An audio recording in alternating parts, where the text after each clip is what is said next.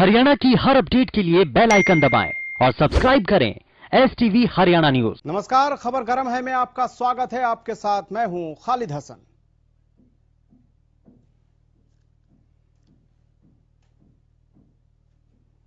किसान आंदोलन की जंग अब दिलचस्प हो गई है और इस एक तरफ केंद्र सरकार ने पत्र लिखकर किसानों से बातचीत की तारीख तय करने को कहा है, तो वहीं दूसरी तरफ किसानों ने आज से एक अलग रणनीति की शुरुआत की है। तो वहीं आंदोलन के बीच आज भी एक किसान ने खुदकुशी की कोशिश की। इस रिपोर्ट में आपको दिखाते हैं कि किसान आंदोलन में आज क्या कुछ रहा।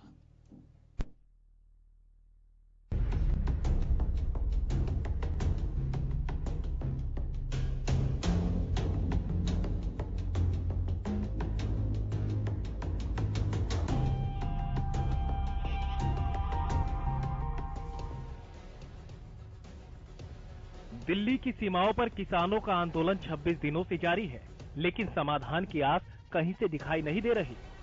बातचीत के लिए बात तो रही, लेकिन बातचीत की मेज पर कोई आता दिखाई नहीं दे रहा।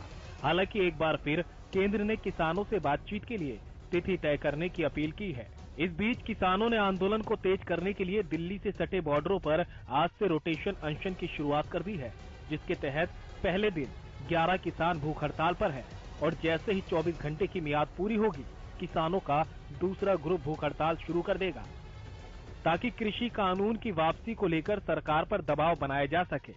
इस बीच प्रदेश बीजेपी अध्यक्ष ओपी धनखड़ ने कहा कि कृषि कानूनों पर सरकार ने शंका दूर करने की कोशिश की है, लेकिन अगर इसके बाद भी कोई दिक्कत है तो सरकार बातचीत के लिए तैयार है। चिट्ठी भी भेजी है कि MSP पर जो शंका उत्पन्न की गई गलत है और ऐसे ही रहेगा, हम लिखित में देने को तैयार हैं। किसी ने शंका उत्पन्न कर दी है तो ये कहा कि मंडियां बंद हो जाएंगी, उस पर भी कहा है कि भाई बाहर अगर टैक्स कम है अंदर ज्यादा है तो मंडी पे असर पड़ेगा, तो ये भी कह दिया, राज्य सरकार पे छोड़ दिया कि आपने अंदर बाहर बराबर टैक्स करना तो बराबर कर लो, हमको कोई दिक्कत नहीं है। इसी तरह से व्यापारी के रजिस्ट्रेशन के भी अधिकार राज्य सरकार को दे दिए। इसी तरह से SDM कहीं न्याय करने में चूक ना करते तो सिविल कोर्ट का रास्ता भी खोल दिया।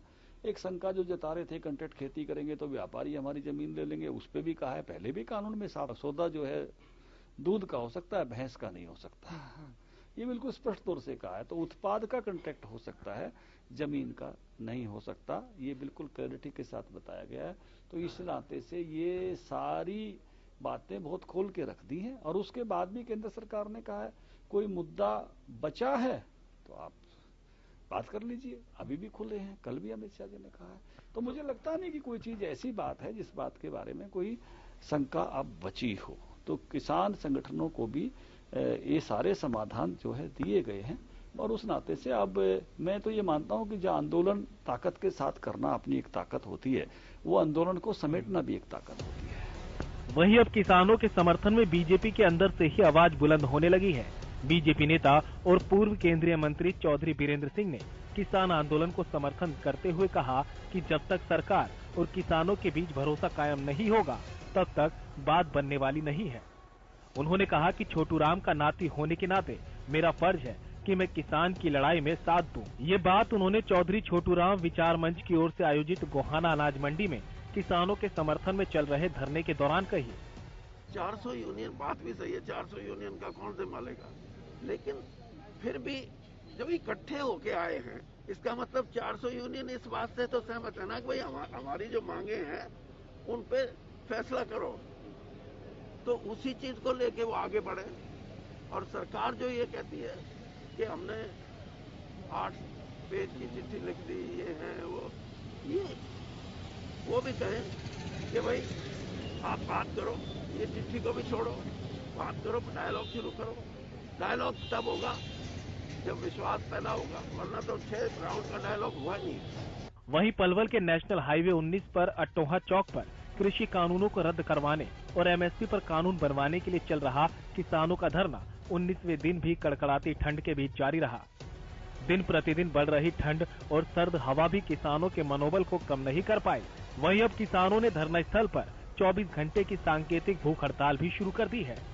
उधर संयुक्त किसान मोर्चा के आह्वान पर बाडरा के लाड़ बस स्टैंड पर सैकड़ों किसानों ने कृषि कानूनों के विरोध में धरना दिया और कानून की वापसी तक आंदोलन की चेतावनी दी। किसान मोर्चा के आह्वान पे देश भर में सब अपने अपने गांव में कर्मी अनशन शुरू कर रहे हैं और उसी कड़ी में आज लाड के ढाणी सूरजगढ़ के जो किसान हैं वो इकट्ठे हुए और आज अनशन कर रहे हैं। सीधी सी मांग है सरकार से कि वो तीनों कृषि कानून को रद्द करे और एमएसपी की गारंटी दे, और जब तक केंद्र सरकार एमएसपी की गारंटी नहीं देती और ये तीनों कृषि कानून को रद्द नहीं करती तब तक किसानों का संघर्ष यूं ही जारी रहेगा।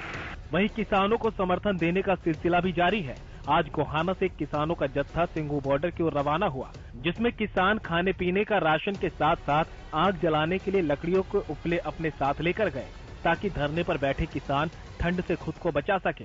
ये जो भारतीय जनता पार्टी की सरकार किसानों के प्रति जो 3 काले कानून लेकर के आई है, उसके विरोध में हमारे बिचपड़ी गांव से, मिर्जापुर खेड़ी गांव से और दूसरे गांव से पूरे जत्थे को दलबल के साथ आप देख रहे हैं, गोश्त, लकड़ियां, भाई सब्जियां, आटा, चावल, तमाम एक चीजें लेकर के हम वहाँ धरने पर जा रहे हैं। और कल हमने जो हमारे 29 किसान साथी शहीद हो गए, हर गांव में, हर जिला हेडक्वार्टर पे, तहसील पे हमने श्रद्धांजलि सभा आयोजित की थी और आज हम पूरे दलबल के साथ उस आंदोलन में पहुंच रहे हैं। और जब तक ये सरकार उन काले कानूनों को वापस ही नहीं लेती तब तक यह आंदोलन जारी रहेगा।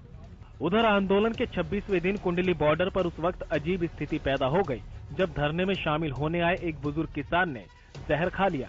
हालत बिगड़ने पर उसे पहले सोनीपत के नागरिक अस्पताल में भर्ती कराया गया, जिसके बाद उसे रोहतक पीजीआई रेफर कर दिया गया, जहां उसका इलाज चल रहा है। बताया जा रहा है कि 65 वर्षीय निरंजन सिंह नाम का किसान पंजाब के तरनतारन का रहने वाला है। इससे पहले संत बाबा राम सिंह ने खुदकुशी कर ली थी। अब सवाल ये है कि आखिर कब तक किसान यूं ही इंतजार करते रहेंगे? कोई फिर ऐसा कदम उठाए, उससे पहले सरकार कोई समाधान करे, ताकि अन्नदाता खुशी खुशी अपने घर लौट सके। Bureau report,